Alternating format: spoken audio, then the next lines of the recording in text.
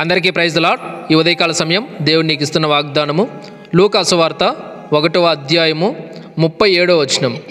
దేవుడు చెప్పిన ఏ మాట అయినను నిరర్ధకము కానేరదని ఆమెతో చెప్పెను.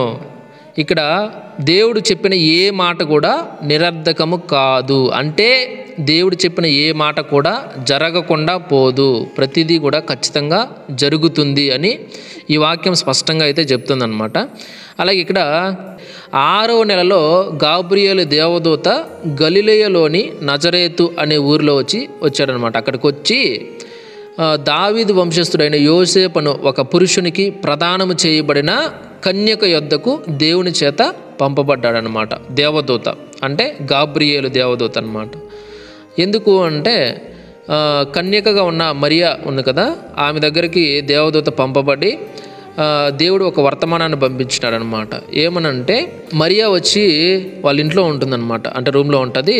అప్పుడు దేవదూత లోపలికి వచ్చి ఆమెను చూసి ఆమెకు చెప్తాడు, ఏమని, దయాప్రాప్తురాలా అని చెప్పేసి చెప్తాడనమాట. నీకు శుభము అంటాడు. ఎందుకు అంటే ప్రభువు నీకు తోడై ఉన్నాడు అని చెప్తాడనమాట. అలాగే ఆమెకు ఆ మాట బహుగా తొందరపడి ఆ శుభవచనం ఏమిటో అని ఆలోచించుకుంటూ ఉంటుందన్నమాట. అంటే ఏం దేవదూత పంపబడ్డాడు అంటే నాకేం చెప్తున్నాడు దేవుడు, ఖచ్చితంగా ఏదో చెప్పబోతున్నాడు అని చెప్పేసి తొందరపడి ఏదో గుడ్ న్యూస్ అయి ఉంటుంది ఖచ్చితంగా, ఎందు అని చెప్పి ఆలోచిస్తూ ఉంటుంది. ఆలోచిస్తున్నప్పుడు ఇక్కడ దూత వచ్చేసి మరియా భయపడద్దు, దేవుని వలన నీవు కృప పొందితివి అని చెప్పేసి చెప్తాడు. అప్పుడు ఇదిగో నీవు గర్భము ధరించి కుమారుని కని ఆయనకు యేసు అని పేరు పెట్టుదువు అని చెప్పి దేవదూత అయితే మరియాకు చెప్తానన్నమాట. అప్పుడు ఆయన గొప్పవాడై సర్వోన్నతిని కుమారుడు అనబడును, ప్రభువైన దేవుడు ఆయన తండ్రి అయిన దావీదు సింహాసనమును ఆయనకిస్తాడు అని కూడా చెప్తాడు. అలాగే ఆయన యాకోబు వంశస్థులను యుగయుగములు ఏలును, ఆయన రాజ్యము అంతము లేనిది ఉంటుంది అని ఆమెతో దేవదూత అయితే చెప్తారనమాట. అలాగే అందుకు మరియా చెప్తుంది ఏమనంటే, నేను పురుషుని ఎరుగని దానిని కదా, ఇది ఎట్లా జరుగుతుంది అని దూతతో చెప్తుంది అనమాట. అప్పుడు దూత చెప్తాడు ఏమని, పరిశుద్ధాత్మ నీ మీదకి వచ్చినప్పుడు సర్వోన్నతుని శక్తి నిన్ను కమ్ముకొనును, కనుక పుట్టబోవు శిశువు పరిశుద్ధుడై దేవుని కుమారుడు అనబడతాడు అని చెప్పి చెప్తున్నాను అనమాట దేవదూత.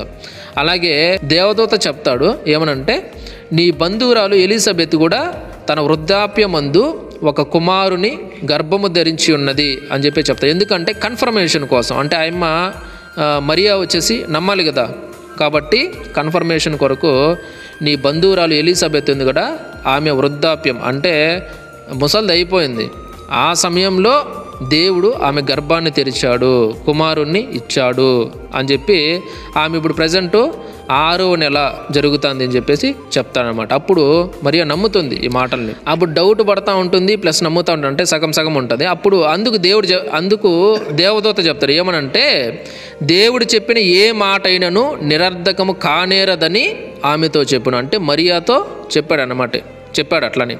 ఏమని, దేవుడు చెప్పిన ఏ మాట అయినను నిరర్ధకము కాదు. దేవుడు చెప్పాడు ఏమని, నువ్వు గర్భము ధరిస్తావు, నీకు పుట్టబోయే బిడ్డ ఆయన దేవుని కుమారుడు అనబడతాడు, ఆయనకి నువ్వు యేసు అని పేరు పెట్టు అని చెప్పేసి చెప్పాడనమాట.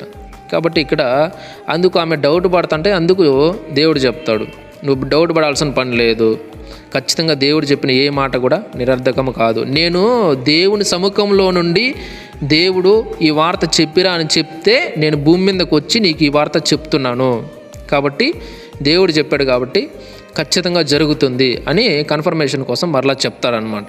కాబట్టి ఈ సమయంలో ఈ వాక్యాన్ని బట్టి చూసుకుంటే ఎంతమంది అయితే దేవుని విషయంలో ఇలాంటి అపనమ్మికలు ఉన్నాయో, ఎంతమంది అయితే దేవుడి విషయంలో ఖచ్చితంగా చేస్తాడంటావా అని చెప్పి అనుమానపడుతున్నారో, డౌట్ పడాల్సిన పని లేదు. దేవుడు ఖచ్చితంగా ఆయన ఏదైనా సరే ఆయన మాట ఇస్తే మళ్ళీ వెనక్కి తీసుకోడు, ఖచ్చితంగా నెరవేరుస్తాడు.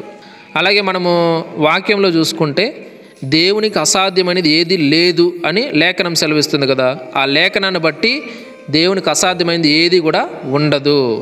ఆయన సర్వశక్తిమంతుడు కాబట్టి ఆయనకు అసాధ్యమైనది ఏది ఉండదు. కాబట్టి ధైర్యం తెచ్చుకోవాలి. ఈ వాక్యాన్ని బట్టి ఖచ్చితంగా ప్రతి ఒక్కరూ నమ్మాలి, విశ్వసించాలి. Praise the lord. కాబట్టి ఈ వాక్యాన్ని బట్టి ఎంతమంది అయితే ఈ సమయంలో ఒకవేళ మీరు గొడ్రాలై ఉండొచ్చు, మాకు పిల్లలు లేరు, మా పరిస్థితి ఇలా ఉంది అని రకరకాల పరిస్థితులను బట్టి మీరు బాధపడుతుండొచ్చు. ఒకవేళ ఖచ్చితంగా దేవుడు మీ జీవితంలో కూడా ఖచ్చితంగా కార్యం చేస్తాడు. నమ్మండి, దేవుని ఎదుకు రాండి, దేవుణ్ణి మీరు మోకాళ్ళు వేసి ప్రార్థించండి, గోజాడండి. తండ్రి, ఇది నా పరిస్థితి, నాకు సహాయం చేయండి, నా గర్భాన్ని తెరవండి. దేవా, మీరు ఎలిజబెత్ అనే ఆమె వృద్ధాప్యంలో ఉన్నప్పుడు ఆమె గర్భాన్ని తెరిచారు కదా, ఆమెకు కుమారుణ్ణి ఇచ్చారు కదా, మీరు అంత గొప్ప కార్యం చేస్తున్న దేవుడు ప్రభా. కాబట్టి ఈరోజు నా జీవితంలో కూడా కార్యం చేయండి, నా జీవితంలో కూడా మీకు ఇష్టమైతే నా గర్భాన్ని తెరవండి, నాకు ఒక కుమారుని కానీ కుమార్తెను కానీ మీ చిత్తం దయచేయండి అని అడగండి. అంటే మనం ఎలా అడుగుతామంటే ఎంతసేపు మన స్వార్థం, నాకు బిడ్డనివ్వండి, నాకు అది ఇవ్వండి, ఇది ఇవ్వండి అడుగుతాం, మనకు కావాల్సిన స్వార్థంతో అడుగుతాం. అంతేగాని ప్రభా మీరు ఇది ఇస్తే మీ కొరకే నేను ఉపయోగిస్తా, మీకే ఇచ్చేస్తా, మీ ఇష్టం మీ చిత్తం జరిగించండి అని మనం చెప్పం. ఎందుకంటే స్వార్థం. అంటే దేవుడు మనం అడిగింది దేవుడు ఇచ్చేయాల, కానీ దేవుడు ఏదైనా అడిగితే మాత్రం మనము 1కి 1000 సార్లు మళ్ళీ ఆలోచిస్తాం, ఇద్దామా వద్దా, ఇద్దామా వద్దా అట్లా. కాబట్టి ఆలోచించకూడదు. దేవుని చిత్తం మనము ఏదున్నా కానీ దేవుడే మనకి ఇచ్చాడు కాబట్టి ఆయన అడిగినప్పుడు ఇచ్చేయాలి, ఆలోచించకూడదు. అలాగే ఈ సమయంలో ఖచ్చితంగా మీరు నమ్మండి, దేవుడు ఖచ్చితంగా కార్యం చేస్తాడు. Praise the lord. కాబట్టి ప్రతి ఒక్కరు ఆలోచించమని రండి ప్రార్థన చేసుకుందాం. మహాపరిశుద్ధుడ మహోన్నతుడ స్తోత్రములు తండ్రి, మరొకసారి మీ కృపా కనికరాన్ని బట్టి ఈ వాక్యము ద్వారా మాతో మాట్లాడారు. స్తోత్రములు దేవా. అవును ప్రభా, మీరు మరియా పరిశుద్ధ కన్యకగా ఉన్నప్పటికి కూడా మీ కృపను బట్టి నాయన ప్రభా, పరిశుద్ధాత్మ శక్తి ద్వారా నాయన ప్రభా యేసయ్యా ఆమెను కమ్ముకొని నాయన ప్రభా ఆమెకు నాయన గర్భఫలాన్ని దయచేశారు. అలాగే దేవా ఈ సమయంలో చాలామంది గొడ్రాలై నాకు పిల్లలు లేరు, నా గర్భము తెరవబడలేదు, నేను ఇలా ఉన్నాను అలా ఉన్నానని రకరకాల పరిస్థితులను బట్టి బాధపడుచుండొచ్చు. వారందరినీ నాయన ప్రభు మీకు ఇష్టమైతే వారి గర్భాలు తెరవండి, వారికి సహాయం చేయండి, కృప చూపెట్టండి. ఎవరైతే నమ్మకం లేక విశ్వసించలేక నేను వెనకడుగు వేస్తున్నారు వారందరినీ జ్ఞాపకం చేసుకుని వారందరూ విశ్వసించులాగున వారిలో విశ్వాసాన్ని పుట్టించమని ప్రార్థిస్తున్నాం. విశ్వాసానికి కర్త అయిన దేవుడు మీరే, విశ్వాసాన్ని కొనసాగించే దేవుడు మీరే. కాబట్టి మీకు ఇష్టమైతే మీ చిత్తమైతే కార్యము చేయమని సహాయం అందించమని, ఈ వాక్యం ఎంతమంది అయితే చూస్తున్నారో వింటున్నారో షేర్ చేస్తున్నారు పేరు పేరున అందరినీ జ్ఞాపకం చేసుకోండి, దీవించమని ఆశీర్వదించమని సహాయం చేయమని యేసయ్య పరిశుద్ధ నామములో ప్రార్థించి స్తుతించి వేడుకుంటున్నాం తండ్రి. ఆమేన్. దేవుడు మీ అందరినీ దీవించి ఆశీర్వదించును గాక. ఆమేన్.